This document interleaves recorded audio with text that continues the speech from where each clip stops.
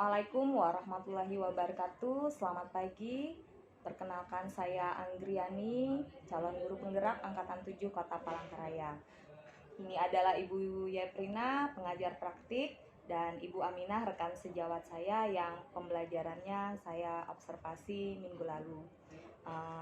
Baik, di sini kami akan melakukan tahap pasca observasi, yaitu tahap ketiga yang sebelumnya telah dilakukan pra observasi dan observasi pembelajaran di kelas ya Bu Ami ya. Baiklah. Baik Ibu Ami, apa kabar Ibu Ami hari ini? Alhamdulillah baik. Iya, alhamdulillah. Ibu Yeprina juga ya sehat nih. Baik, terima kasih Ibu Ami sudah bersedia meluangkan waktunya kembali untuk kita melakukan percakapan pasca observasi ya Bu Ami ya, seperti yang sudah saya sampaikan pada awal tahap kita kemarin. Nah, baik Ibu Ami, seperti yang saya sampaikan tadi, kita kan melakukan pasca observasi ya. Nah, di sini nanti setelah percakapan pasca observasi ini, kira-kira harapan Ibu Ami setelah kita percakapan ini apa nih Ibu Ami? Oke, dari percakapan kita Bu ya, dari sebelumnya terus tahap observasi, harapan saya tuh bisa saling bertukar pikiran gitu ya. Bagaimana pola saya mengajar, baiknya seperti apa gitu. Harapan saya tuh bisa bertukar pikiran untuk kedepannya gimana nih plan kita untuk menggunakan metode pembelajaran yang tepat gitu. Harapan saya. Jadi kalau boleh saya simpulkan, agar pembelajaran bisa lebih baik lagi nanti setelah kita melakukan refleksi setelah observasi kemarin ya Bu Ami ya. Ya, betul. Iya, baik Bu Ami. Nah, bisa Bu Ami bercerita nih gimana perasaannya setelah melakukan pembelajaran dan observasi di kelas kemarin Bu Ami? Perasaan Ibu Ami setelah melakukan pembelajaran dengan diferensiasi ya Bu Ami ya? Gimana nih rasanya? Kalau bicara masalah perasaan ya, gimana ya? Pertama kan kita memang harus menentukan dulu nih Bu ya, kayak kemarin nih cocoknya apa kayak gitu ya. Terus wawancara siswa ternyata tuh kayak oh ini ya diferensiasi itu kayak gini gitu ya. Jadi tuh sangat kayak menurut saya hasilnya tuh, terutama kita bicara masalah sikap kemarin, itu sangat terlihat di anak-anak. Jadi saya lihatnya senang gitu ya. Contohnya aja kayak kerja sama tim. Di situ kan terlihat tuh kerja sama timnya bagus. Jadi kayak kita sebagai guru tuh merasa kayak bagus kayak gitu metode pembelajarannya, walaupun nanti kan ada kekurangan yang akan kita evaluasi begitu. Jadi senang ya Bu Ami ya kalau anak senang belajar. Iya, jadi perasaannya kita ikut senang gitu. Ya. Baik Bu Ami. Pada tahap pra observasi kan Ibu Ami telah menyampaikan tujuan pembelajarannya, terus aspek yang dikembangkan dan juga strategi yang dilaksanakan nih. Nah, menurut Bu Ami apa nih yang sudah berjalan baik dan apa yang masih perlu dikembangkan lagi? Kira-kira bagian yang sudah baik dan yang masih perlu kita kembangkan lagi bagian mana nih Bu Ami? Oke, dari mungkin saya dari tujuan pembelajaran dulu ya Bu ya. Jadi kalau kita lihat di tujuan pembelajaran itu ada mungkin beberapa poin yang mereka sudah bagus, seperti misalnya apa itu pemanasan global sudah sangat memahami begitu. Tapi poin yang masih belum adalah aplikasi mereka di dunia nyata tuh gimana untuk mencegah terjadinya pemanasan global. Mungkin selama ini kan hanya teori, tapi kita belum lihat praktek anak-anak di lingkungan kita tuh gimana untuk upaya pencegahan itu. Mungkin lebih ke prakteknya nanti gimana. Berarti praktik langsung bagaimana nih mengurangi atau efek pemanasan global setelah menerima teori ya Bu Ami ya. Nah, yang belum berjalan maksimal nih dari yang sudah disampaikan tujuan pembelajaran tadi kan dari segi praktiknya ya Bu Ami ya. Nah, menurut Ibu Ami selain hal yang sudah baik dan juga yang masih perlu dikembangkan tadi, ada lagi tantangannya kira-kira kemarin waktu pembelajaran, tantangan yang Ibu Ami hadapi apakah ada? Kalau ada apa gitu tantangannya? Mungkin kalau kita awal itu kan kita menentukan dulu nih Bu ya misalnya nanti kegiatan ini berapa menit, ini berapa menit untuk mengoptimalkan kan ya.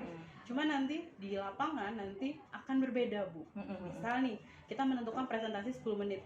Nyatanya nanti presentasi bisa lebih dari itu kalau anak-anak memang antusias. Jadi mungkin lebih ke manajemen waktu, gimana kita kontrol maksudnya diskusinya berapa menit gitu. Kemudian tanya jawabnya berapa menit. Nah, lebih ke kita kontrol waktu, manajemen waktu untuk mengoptimalkan pembelajaran itu sendiri. Iya.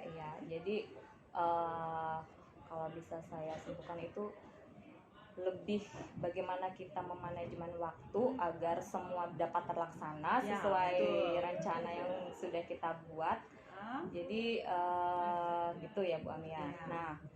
Nah menurut Ibu Ami, ini kan Ibu Ami sudah sampaikan tadi yang belum maksimal tadi kan yang untuk aplikasinya dan masalah manajemen waktu nih. Menurut Ibu Ami apa nih yang bisa Ibu Ami lakukan nih untuk memperbaiki atau mengembangkan lagi yang belum maksimal tadi selanjutnya?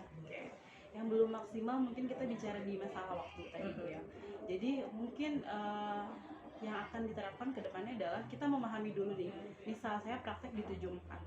Saya lihat karakter anak-anak ini memang suka ngobrol, suka diskusi. Artinya kita harus mengubah bahwa durasi untuk diskusi mungkin lebih lama gitu ya.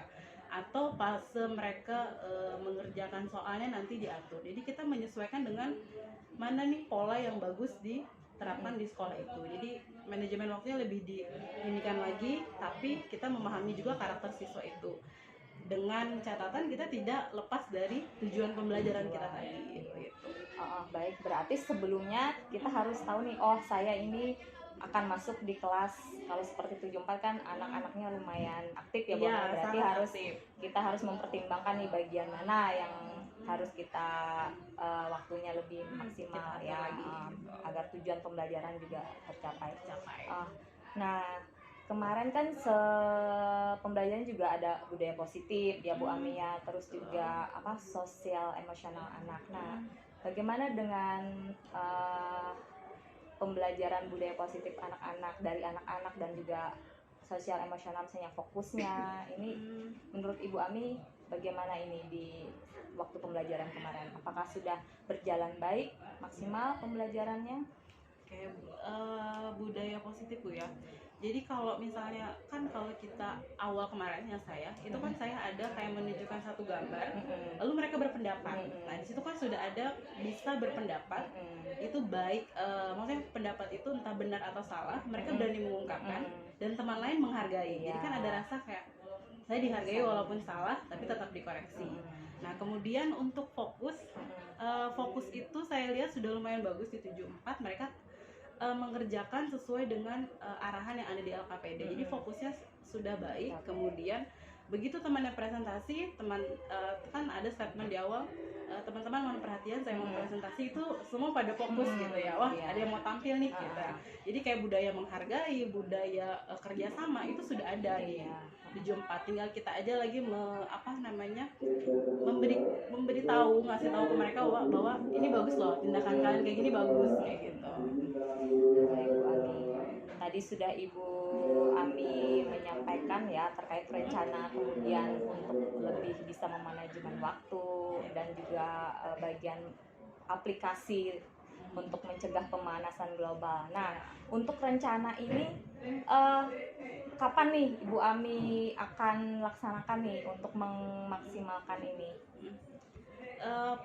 Tadi kan kita ada kekurangan di titik poin penerapan. Nah, nanti mungkin saya akan lebih mereka udah belajar upaya beberapa pencegahan. Salah satunya yang mereka tahu bahwa oksigen tuh sangat berguna, sangat bagus gitu ya. Lalu mereka tahu nih oksigen siapa yang menghasilkan paling banyak, yaitu tanaman.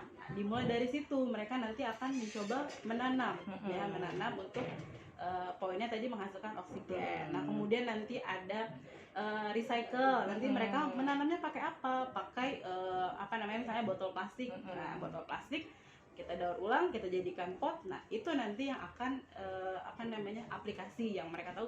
Wah hal sederhana ini ternyata menyumbang loh untuk upaya kita pencegahan. Mungkin itu nanti ke depannya akan saya terapkan ke anak-anak. Berarti diatur lagi pembelajarannya, waktunya berarti mungkin minggu depan ya Bu Ami, atau Iya. 2 minggu berikutnya untuk aplikasi bagaimana praktik pencegahan pemanasan global. Berarti secepatnya ya Bu Ami Iya. ya, agar anak-anak juga lebih cepat juga nih pemahamannya lebih baik Iya, lagi. betul. Baik Bu Ami. Nah, Ibu Ami kan sudah melakukan pembelajaran kemarin kan dengan sangat baik sekali. Anak-anak juga saya lihat antusias nih, dan saya lihat benar-benar dari awal sampai akhir mereka senang ya Bu Ami ya dengan pembelajaran diferensiasi. Dan itu merupakan pengalaman yang baru berarti buat kita juga Bu Ami ya. Baik. Nah, komitmen Bu Ami nih ke depannya tentang pembelajaran diferensiasi ini gimana Bu Ami, komitmen untuk kedepannya ini? Untuk komitmen, saya tuh berharap bahwa pembelajaran diferensiasi ini bisa berjalan secara maksimal gitu ya. Secara maksimal memang benar-benar direncanakan, dilaksanakan, baru kita refleksikan apa kekurangannya. Jadi saya sangat berharap ini bisa berjalan dengan maksimal gitu.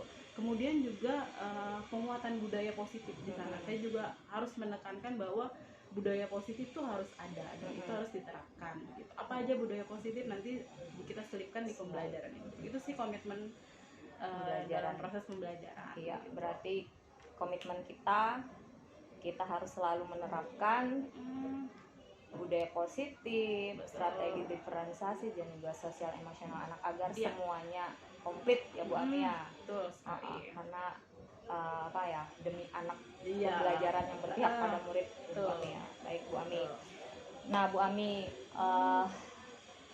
itu tadi percakapan kita untuk refleksi ya Bu Ami ya. Semoga kita kedepannya bisa saling belajar lagi, dan saya sangat berterima kasih Bu Ami, sangat terbuka, bersedia saling berbagi dengan saya. Kita sama belajar untuk memberikan sesuatu yang terbaik untuk sekolah ya Bu Ami ya. Betul sekali.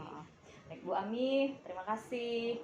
Ibu Yaprina juga sebagai pengajar praktik sangat berperan sekali untuk membantu kita ya Bu Ami.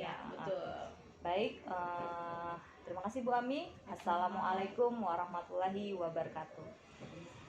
Selamat pagi.